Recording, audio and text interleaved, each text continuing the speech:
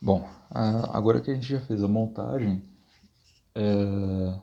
já limitamos aqui né, o movimento dessa peça, já fizemos toda a montagem, já fizemos a ligação do came, né? Então agora a gente vai atribuir movimento, de fato. A gente vai colocar aqui o servomotor, né? Então a gente vai começar aqui pelo came linear. Antes de mostrar sobre como que coloca movimento linear, vamos lembrar um pouco de como que a gente faz a nossa simulação, para mostrar um pequeno detalhe. Aqui a gente clica em Mecanismo Análises e vai aparecer essa janela. Isso aqui é uma coisa que a gente já está um pouco acostumado, né? A gente já mexeu bastante com isso. Aqui vai aparecer o nosso Start Time, o End Time, o Frame Count e o Frame Rate, né? Então, essa unidade de tempo que ele usa, esse 10, eu não sei exatamente se é em milissegundos ou não sei exatamente como que ele conta isso, né? Porque passa um pouco mais de 10, de um segundo aqui, né?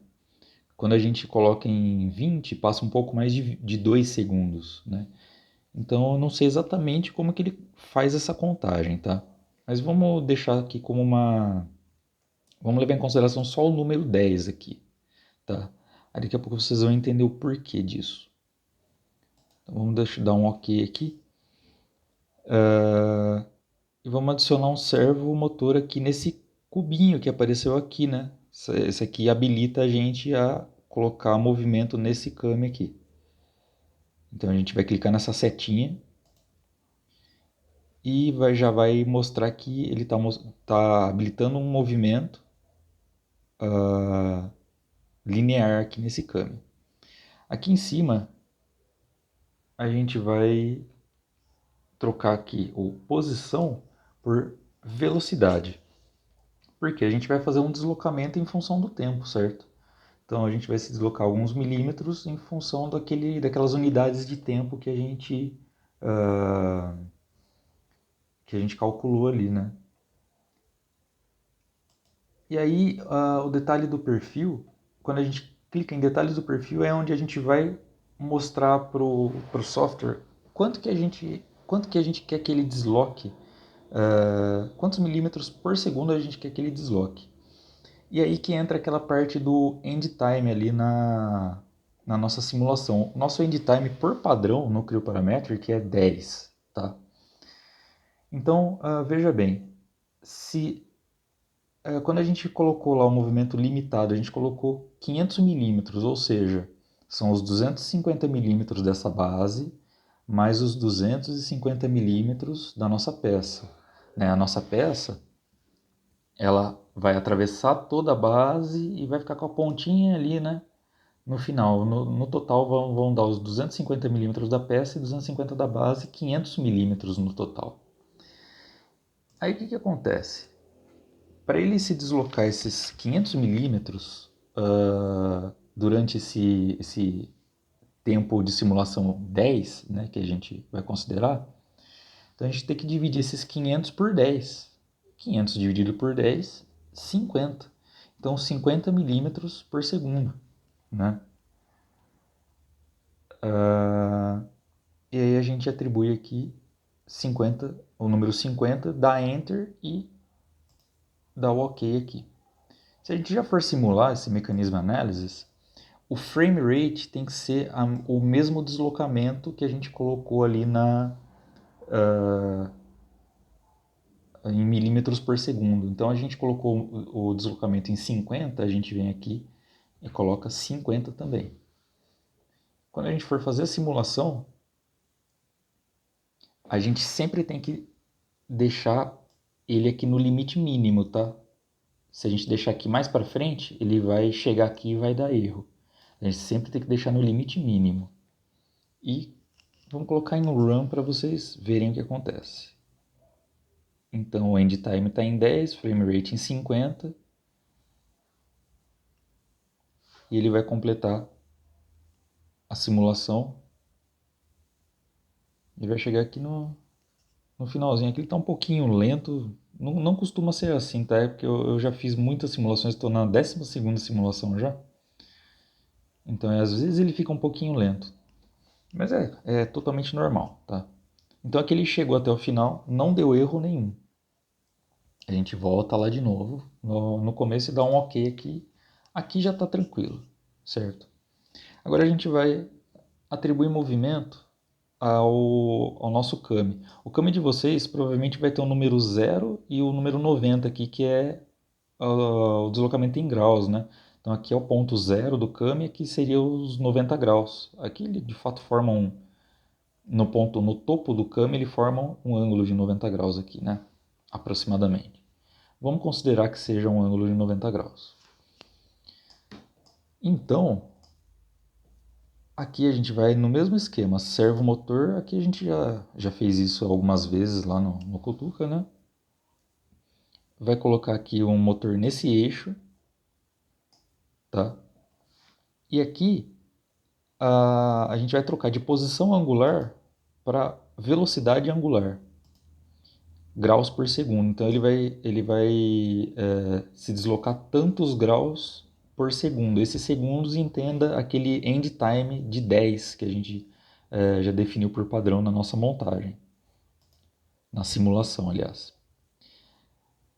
Só que aí como que a gente vai fazer para saber também quantos graus que a gente tem que ter aqui certinho para ele ter um alinhamento perfeitinho? Levando em consideração que o desenho que eu fiz é bem diferente do de vocês, tá? O que eu encontrei aqui para saber como que a gente vai fazer para facilitar, né, o nosso sincronismo aqui da peça, porque, segundo o projeto, quando o kame estiver aqui no topo, essa peça também tem que estar aqui, aproximadamente, né? Ele tem que subir e descer junto com o caminho que essa peça, que o kame linear faz. Como que a gente vai fazer para sincronizar isso de uma forma mais fácil, né? A maneira que eu encontrei foi a seguinte. Então a gente roda, né, uma simulação aqui, vamos colocar em 50, deixar o end time em 10. E roda. Coloca para ele fazer a simulação somente do kame linear. Ok, fez a simulação. Aí a gente vai vir aqui em playback. Como eu já fiz muitas simulações aqui, ó, tem várias eu não apaguei ainda, a minha vai estar no 13 aqui, a de vocês vai estar 1, 2, 3, conforme vocês forem fazendo simulações, vai ficando a simulação para vocês.